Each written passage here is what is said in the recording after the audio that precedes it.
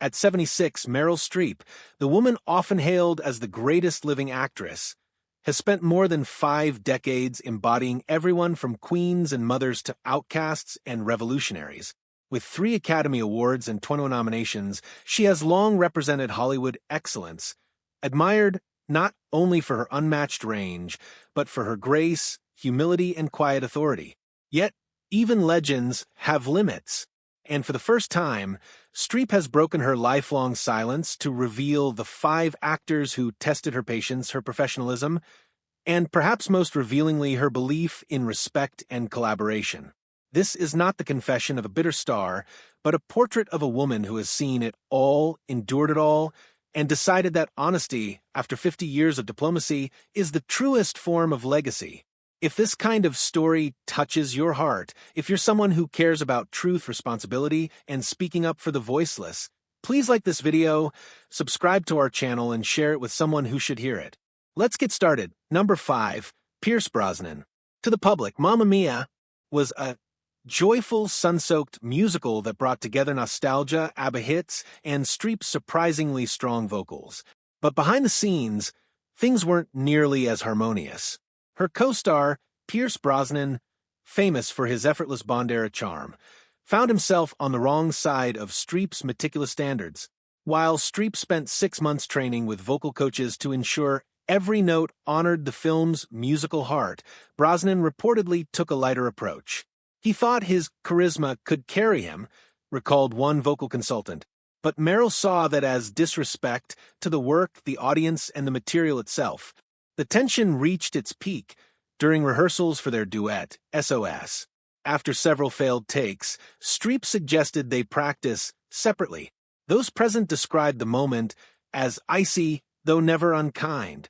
Brosnan, mortified, withdrew further, and the warmth between them cooled for good. When Mamma Mia, Here We Go Again went into production years later, Streep's character was conveniently written out early, and she didn't protest the change. Later, when asked about working with performers who surprised her, she smiled faintly and said, "Some people prioritize looking good over being good." For those who knew the backstory, no explanation was needed. Number 4, Adam Driver. Next on Streep's list is one of Hollywood's new generation icons, Adam Driver.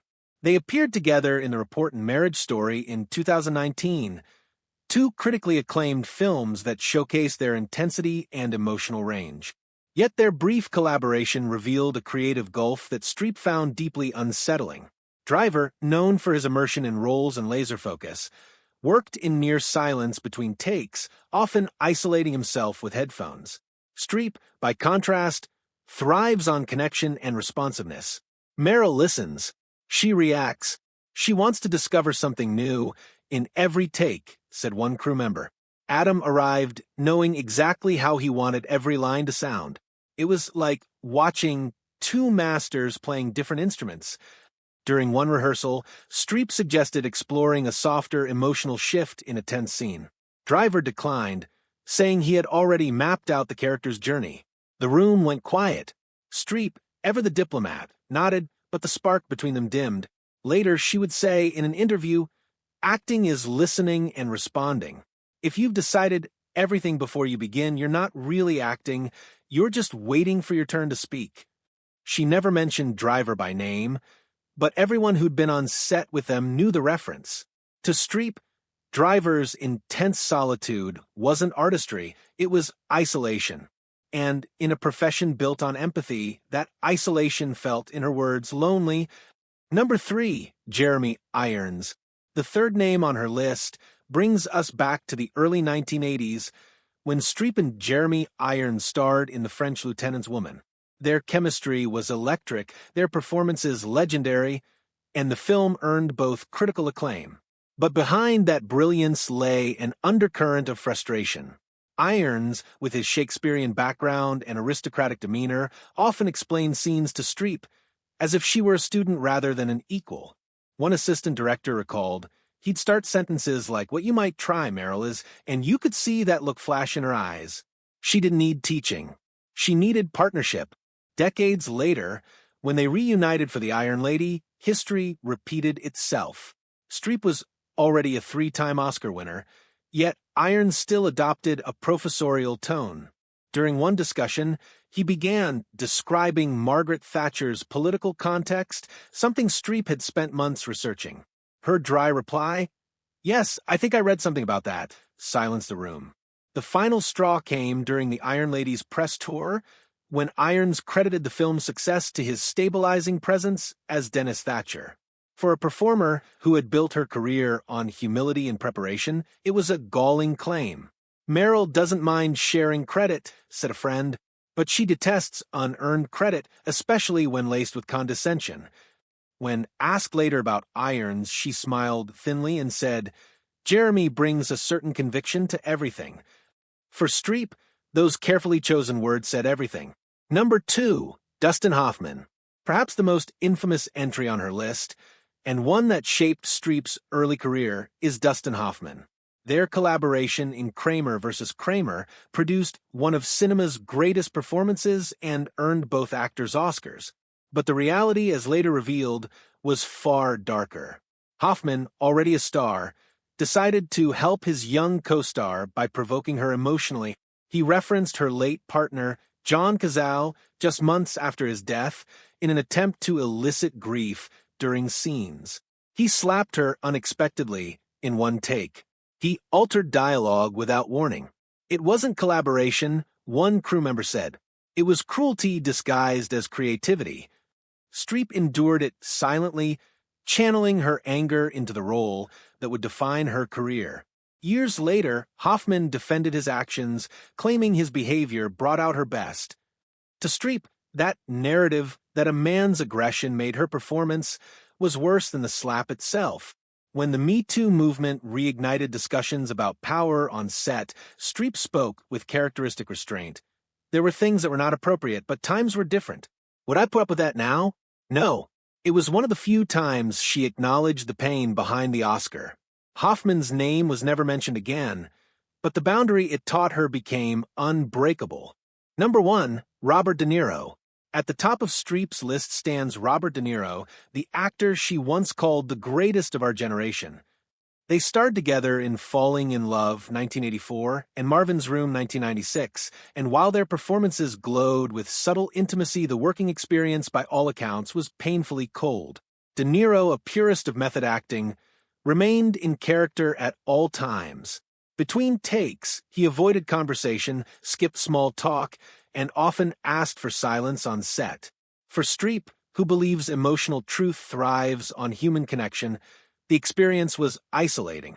She tried to engage between scenes, just a simple human interaction, but he'd barely respond, said a camera operator.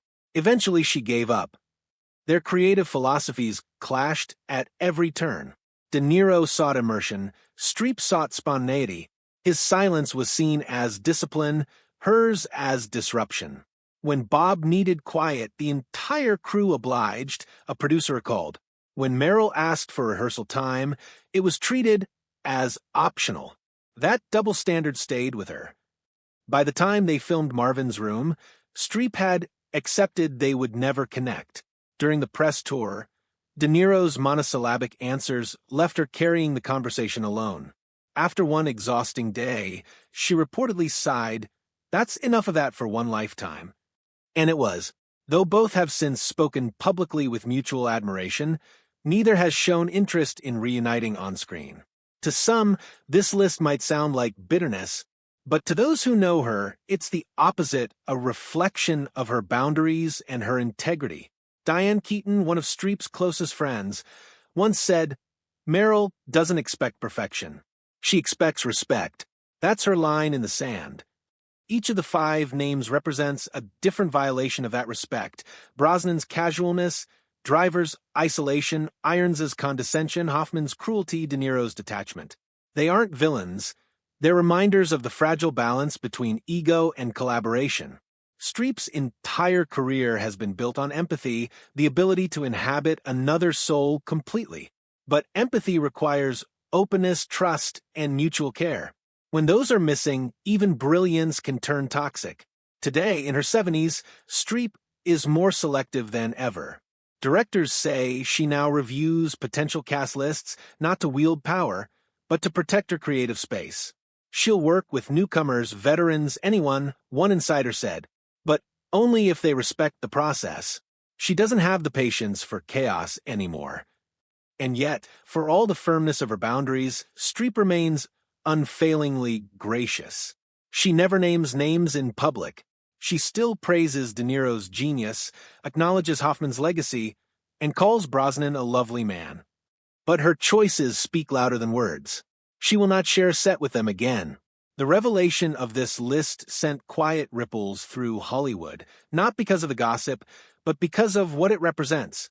For decades, women in film were told to tolerate difficult geniuses, to smile through condescension, and to turn pain into art.